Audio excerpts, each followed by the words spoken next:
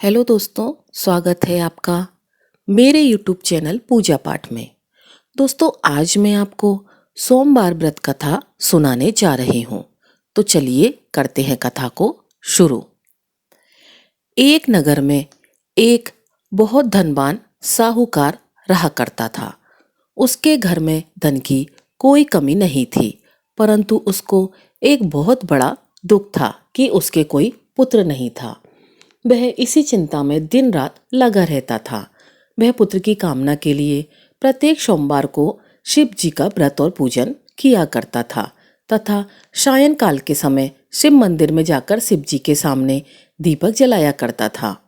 उसके इस भक्ति भाव को देखकर एक समय पार्वती जी ने शिव जी महाराज से कहा, हे भगवान, यह साहूकार आपका अनन्य भक्त है और सदैव आपका व्रत और पूजन बड़ी श्रद्धा से करता है।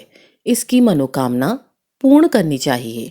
शिव जी ने कहा, हे पार्वती, यह संसार कर्म क्षेत्र है। जैसे किसान खेत में बीज बोता है, वैसा ही फल काटता है।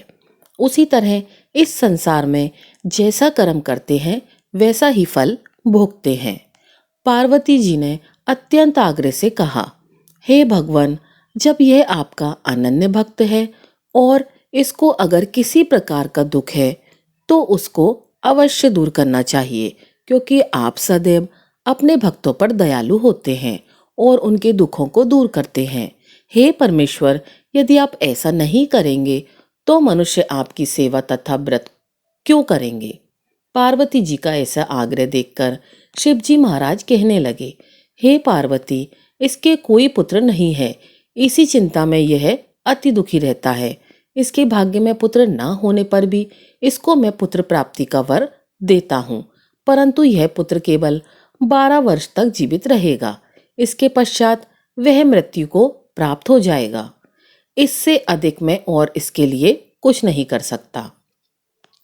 प्रिय भक्तों, यह सब बातें साहूकार सुन रहा था।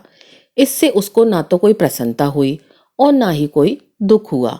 वह पहले जैसा ही शिवजी महाराज का व्रत और पूजन करता रहा।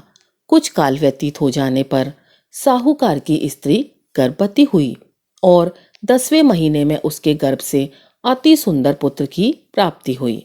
साहूकार के घर में बहुत खुशियां मनाई गईं, परंतु साहूकार ने उसकी केवल 12 वर्ष की आयु जानकर अधिक प्रसन्नता प्रकट ना की और ना ही इसका किसी को भेद बताया। जब वह बालक 11 वर्ष का हो गया तो उस बालक की माता ने उसके पिता से विवाह आदि के लिए कहा, तो वह साहूकार कहने लगा कि अभी मैं इसका विवाह नहीं करूंगा, अपने पुत्र को काशी जी पढ़ने के लिए भेजूंगा।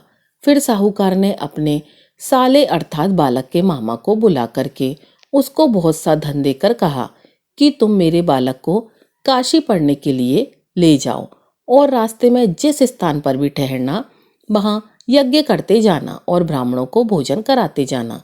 उस साहूकार ने यह कहते हुए अपने बालक और अपने साले को वहां से विदा किया। वे दोनों मामा भांजे यज्ञ करते और ब्राह्मणों को भोजन कराते जा रहे थे। रास्ते में वे एक शहर में पहुंचे। उस शहर में राजा की कन्या का विवाह हो रहा था। दूसरे राजा का लड़का जो विवाह कराने के लिए बारात लेकर आया था, वह एक आंख से काना था। उसके माता पिता को इस बात को लेकर बड़ी चिंता थी कि कहीं वर को देखकर कन्या के माता पिता विवाह में किसी प्रकार की अड़चन पैदा ना कर दें। इस कारण जब उनने अति सुंदर सेठ के लड़के को देखा तो मन में विचार किया कि क्यों न दरवाजे के समय इस लड़के से वर का काम चलाया जाए। वैसा विचार करके वर के पिता ने उस लड़के और मामा से बात की तो वे राजी हो गए। फिर उस लड़के को वर के कपड़े पहनाकर तथा घोड़ी पर चढ़ाकर दरवाजे पर ले गए और सब कार्य प्रसन्नता से पूर्ण हो गया। फिर वर के पिता ने सोचा कि यदि विवाह कार्य भी इसी लड़के से करा दिया जाए तो क्या बुराई है। ऐसा विचार करके लड़के और उसके मामा से कहा, यदि आप लोग फेरे का काम और कन्यादान के काम को भी करा दें तो आपकी बड़ी कृपा होगी और मैं इसके बदले में आपको बहुत कुछ धन दूंगा।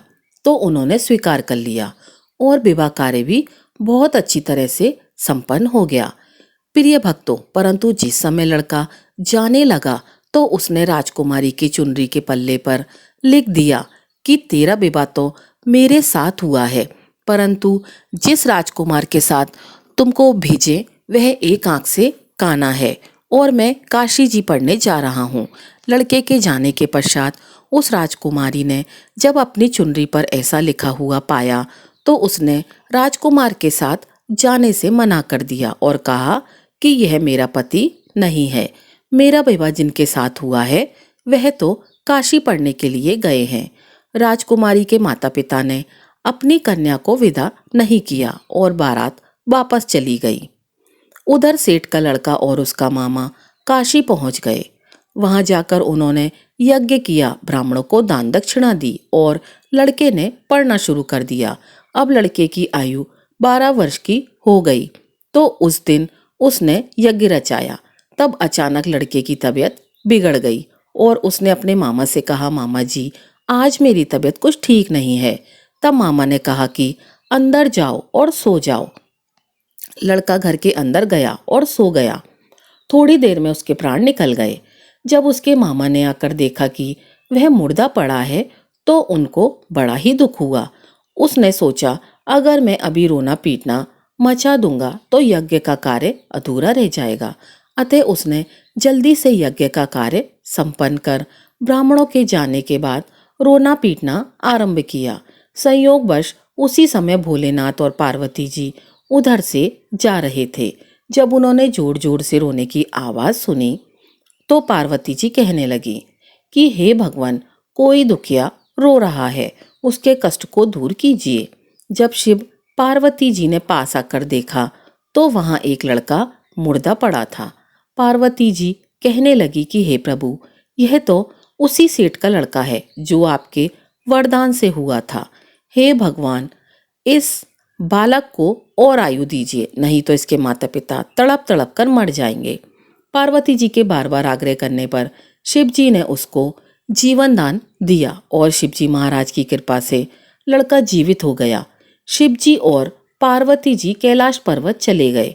तब वे लड़का और उसके मामा उसी प्रकार यज्ञ करते हुए, ब्राह्मणों को भोजन कराते हुए अपनी शिक्षा पूर्ण करके अपने घर की ओर चल पड़े। रास्ते में वे उसी शहर में आए जहां उसका विवाह हुआ था। वहां पर आकर उन्होंने यज्ञ आरंभ किया तो उस लड़के के ससुर ने उसको पहचान लिया और अपने महल में ले जाकर उसकी बड़ी खातिर की। साथ ही बहुत से दास दासियों सहित आदर पूर्वक अपनी लड़की और जमाई को विदा किया। जब वह अपने शहर के निकट आए तो मामा ने कहा कि मैं पहले तुम्हारे घर जाकर खबर देता हूँ। जब उस लड़के का मामा घर पहुंचा तो लड़के के माता पिता घर की छत पर बैठे हुए थे और ये कह रहे थे कि यदि हमारा पुत्र सकुशल लौट आया तो हम राजी खुशी नीचे आ जाएंगे, नहीं तो छत से गिरकर अपने प्राण त्याग देंगे।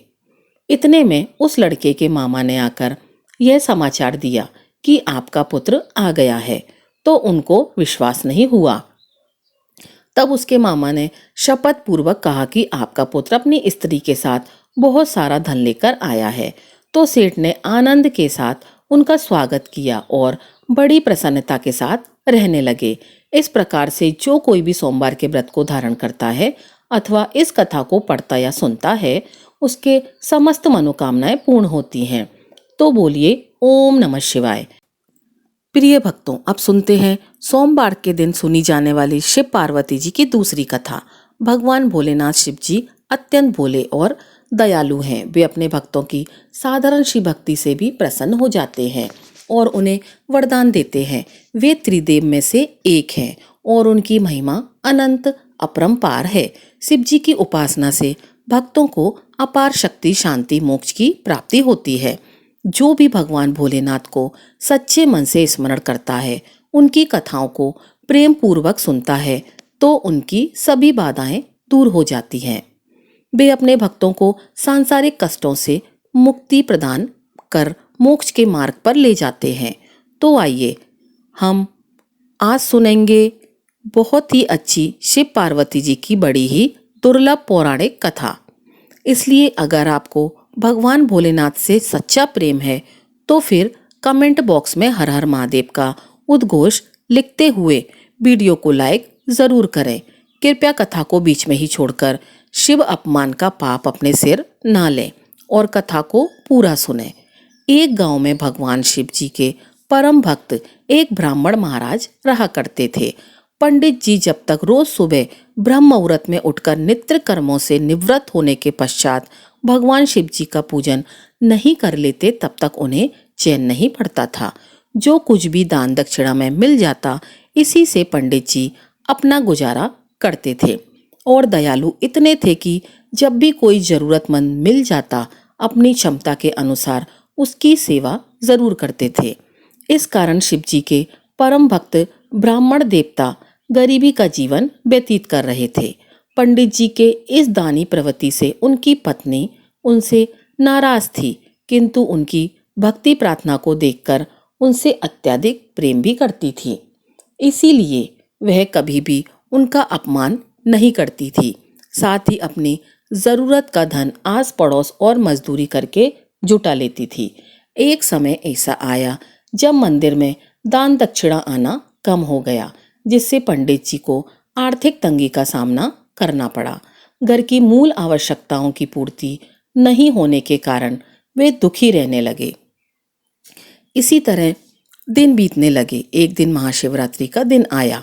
उस दिन भी पंडित जी हमेशा की तरह ब्रह्म मुहूर्त में उठकर नित्य कर्मों से निवृत्त होने के लिए नदी की ओर चल दिए। संयोग से उसी समय उधर रास्ते से पार्वती जी और शिव जी भी गुजर रहे थे। अचानक से पार्वती जी की नजर पंडित जी पर पड़ी।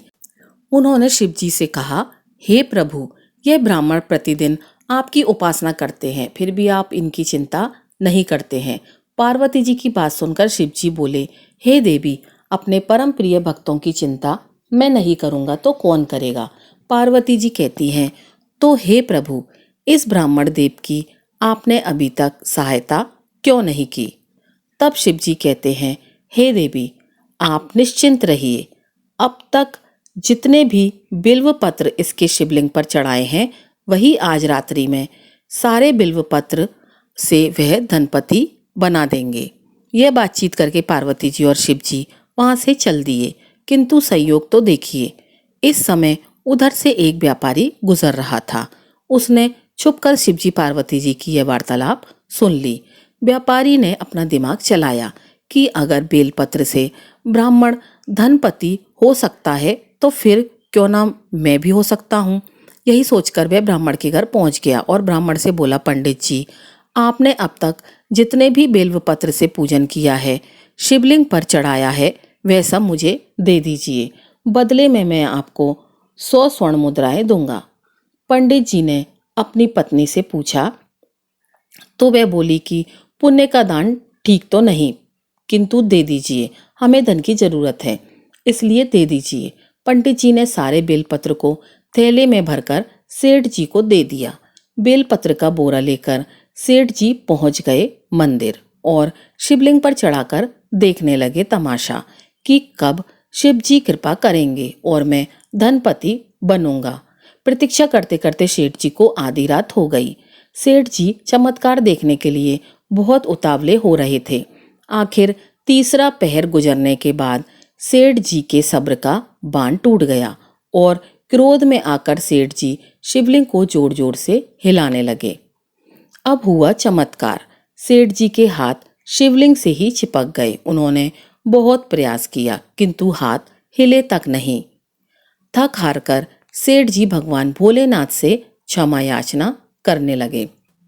तो शिव जी बोले, लोभी, तूने जिस ब्राह्मण से ये बेलपत्र खरीदे हैं, उसे 100 स्वर्ण मुद्राएं दे दो, तब जाकर तुम्हारे हाथ खुलेंगे। अब क्या था, कल जब पंडित जी पूजन के लिए आए तो देखा कि सेठ जी शिवलिंग पर हाथ चिपकाकर रो रहे हैं। उन्होंने पूछा तो सेठ बोला, हे पंडित जी, शीघ्रता से मेरे बेटे को 1000 स्वर्ण मुद्राएं लेकर मंदिर आने को कहिए। पंडित जी ने सेठ जी के बेटे को बुलाया। तब सेठ जी ने वह मुद्राएं ब्राह्मण को दिला दी और इधर पार्वती जी शिव जी से पूछती हैं, हे स्वामी, आप अपने भक्तों को धनवान कब बनाएंगे। शिव जी मुस्कुराते हैं और बोलते हैं, हे माँ, मेरे पास है ही क्या, मैं जो दूंगा किंतु मेरा भक्त अब गरीब नहीं है, तो प्रेम से बोलिए जय भोलेनाथ। प्रिय भक्तों, शिव जी को समर्पित यह दूसरी कथा इस प्रकार से है।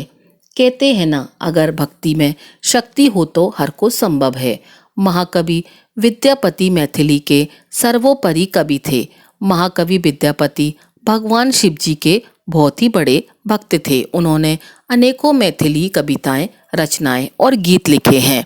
मान्यता के अनुसार जगत व्यापी भगवान शिव विद्यापति की भक्ति और रचनाओं से बेहद प्रसन्न होकर स्वयं एक दिन वेश बदलकर उनके पास आए और कहने लगे कि उनका नाम उगना है और उनकी पत्नी पार्वती ने उन्हें घर से निकाल दिया है और उनके पास अब रहने के लिए न घर है, न खाने के लिए भांग और न भोजन। वो उन्हें अपने यहाँ नौकरी पर रख लें तो वह उनके सारे काम को कर दिया करेंगे।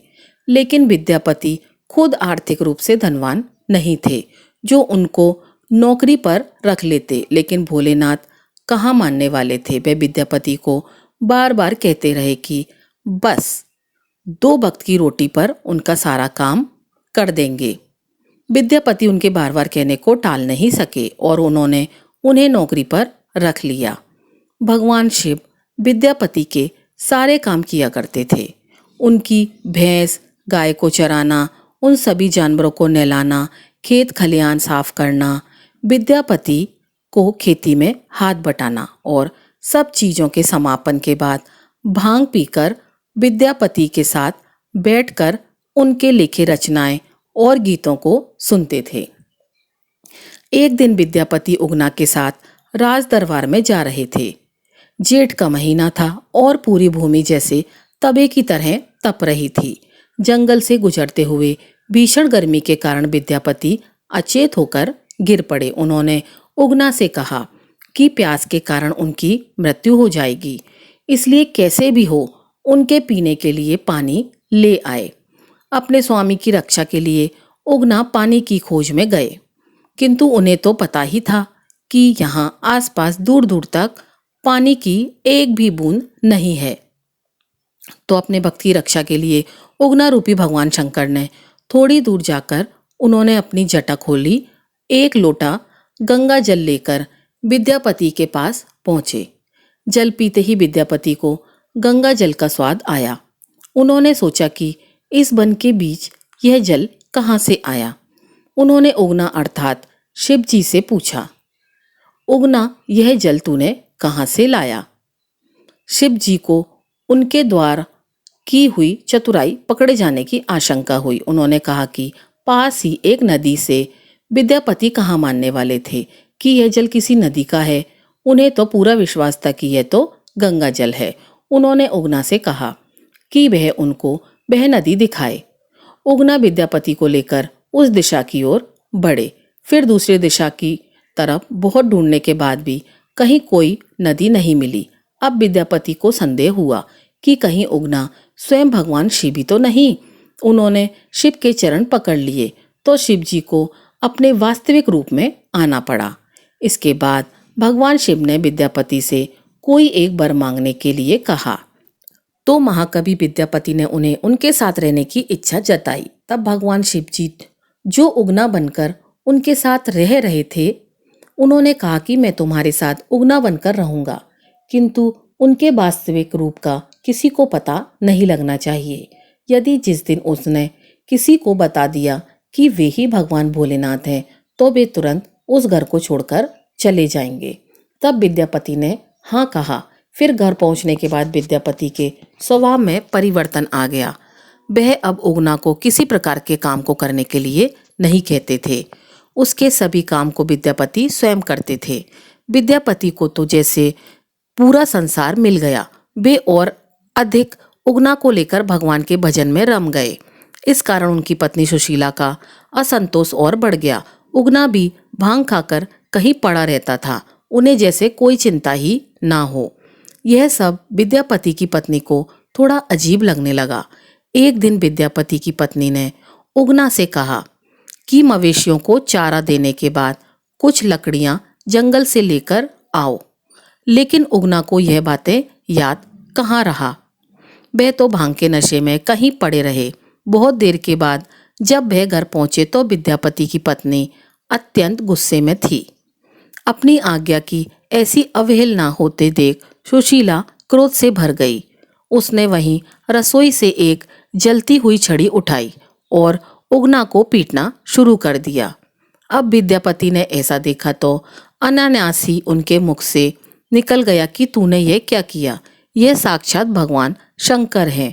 विद्यापति का ऐसा कहना था कि अपने वरदान के अनुसार भगवान शंकर वहां से अंतर्ध्यान हो गए। अपने स्वामी को इस प्रकार जाता देख विद्यापति पागलों की तरह उन्हें सब जगह खोजने लगे। अपने भक्त की ऐसी हालत देखकर एक बार फिर भगवान शंकर ने उन्हें दर्शन दिए और कहा, अब मैं तुम्हारे साथ नहीं रह सकता, किंतु तुम्हारे लिए मैं सदा इस स्थान पर शिवलिंग के रूप में रहूंगा। उनके जाते ही वहां एक शिवलिंग प्रकट हुआ जिसे विद्यापति से उगना महादेव की संज्ञा दी। आज भी बिहार के मधुबनी में देश भर से लोग इस धार्मिक स्थल के दर्शन के लिए आते हैं। उगना महादेव को ही उग्र महादेव के नाम से जाना जाता है। तो प्रेम से बोलिए, ओम नमः पार्वती पते, हर हर महादेव। स्वार्थ से परे हैं जो परमार्थ से भरे हैं। जो मेरे आराध्य के आराध्य हैं वो नाथों के नाथ हैं, वो जगत के भोलेनाथ हैं। ओम नमः शिवाय। नमः पार्वती पते, हर हर महादेव। नमस्कार प्रिय भक्तों, आज मैं सुना रही हूँ गौरैया की शिव भक्ति और चिड़िया वाली बूढ़ी माँ की बड़ी ही दुर्लभ कथा। प्रिय भक्तों, चिड़िया वाली बूढ़ी माँ का मंदिर जो कि गुजरात में स्थित है, जो कि बड़ी ही दुर्लभ तथा सच्ची कहानी है। प्रिय भक्तगणों, आखिर कौन है यह चिड़िया वाली बूढ़ी माँ और क्या है चिड़िया की शिव भक्ति, तो आइए जानते हैं इस कथा के माध्यम से। एक नगर में एक बहुत बड़ा शिव मंदिर था। उस मंदिर के पास एक बहुत ही पुराना पीपल का पेड़ था जिस पर एक गौरैया पक्षी का जोड़ा रहा करता था। उस मंदिर में प्रत्येक दिन सुबह शाम आरती होती, जिससे वे दोनों बड़े ध्यान से सुनते और शिव जी की भक्ति में लीन हो जाते थे। वह दोनों शिव भक्ति में इतना लीन रहते थे कि उन्हें अपने खाने पीने का कोई होश नहीं रहता था। उन दोनों पक्षियों का यह रोज का नियम था।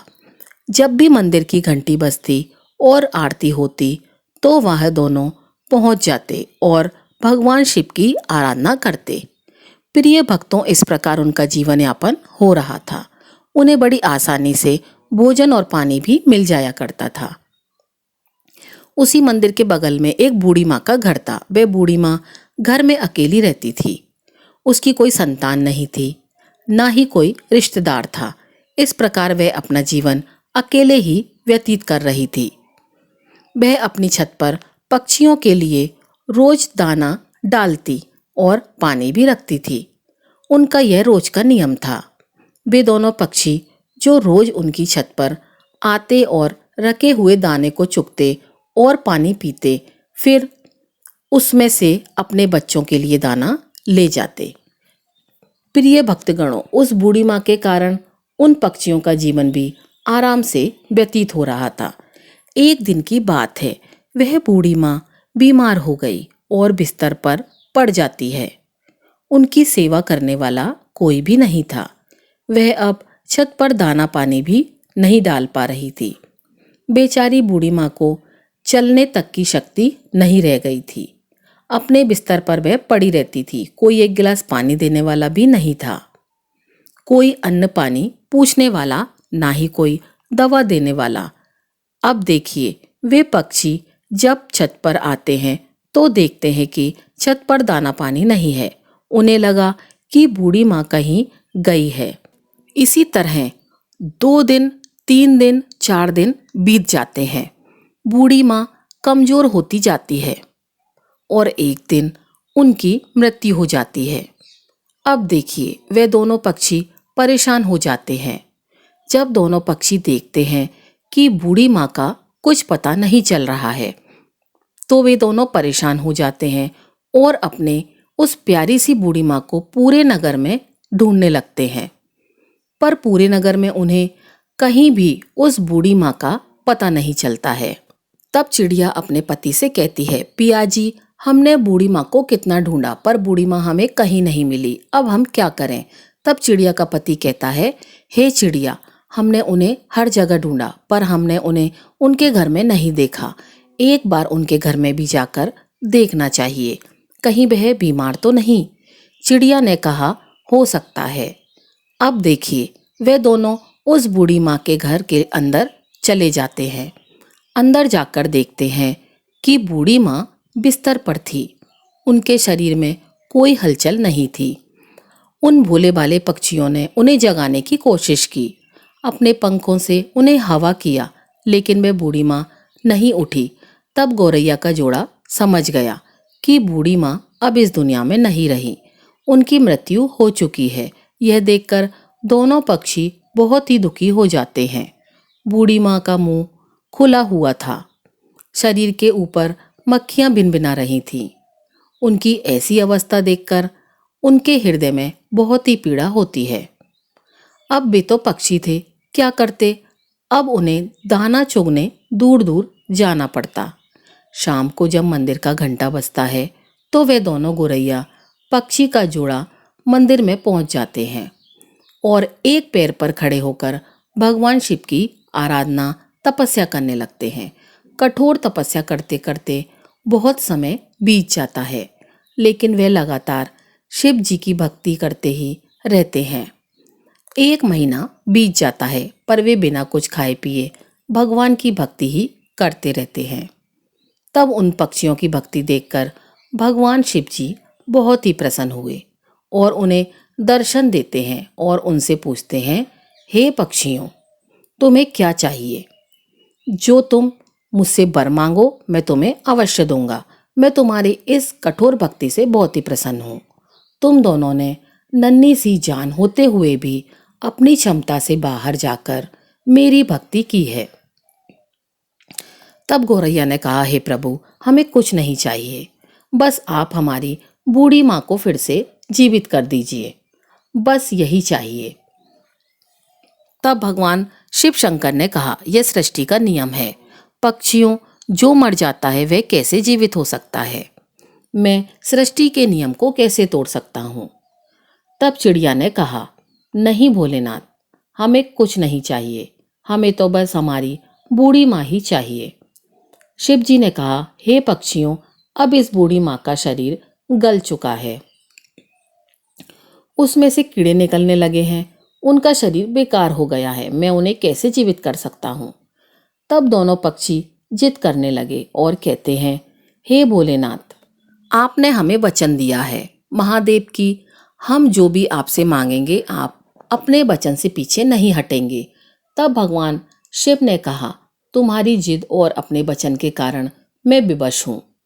तब शिव जी ने बूढ़ी माँ के शरीर को ठीक किया और फिर उसमें प्राण डाल दिए। बूढ़ी माँ फिर से जीवित हो गई।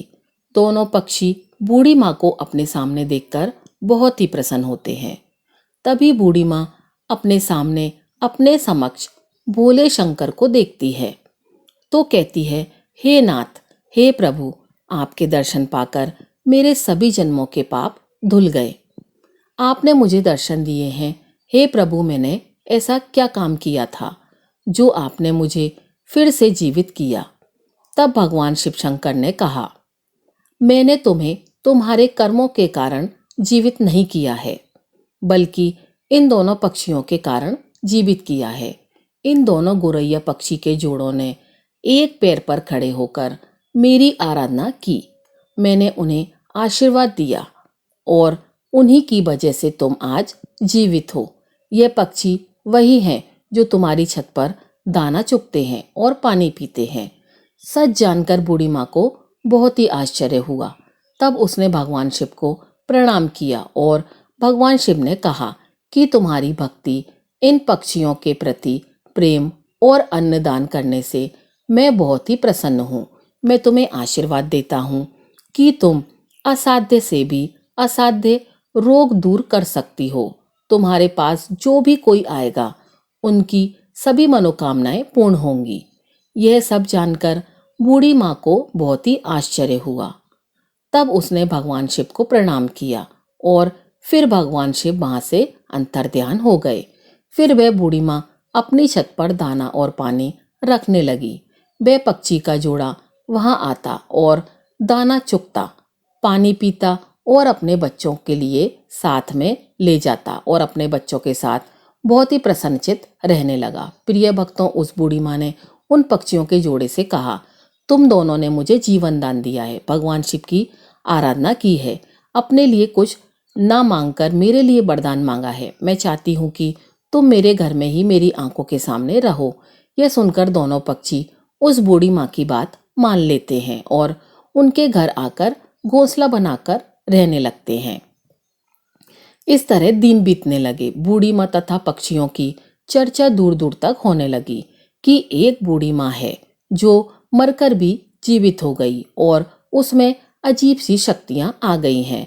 जब ढेर सारे लोग अपने दुख और परेशानी को लेकर उस बूढ़ी माँ के पास जाने लगे, यह देखकर बूढ़ी माँ सबसे पहले भगवान शिव की आराधना करने को कहती है।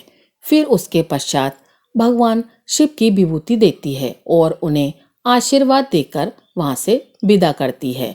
तब वह लोग भी भगवान शिव की पूजा पाठ करने लगे।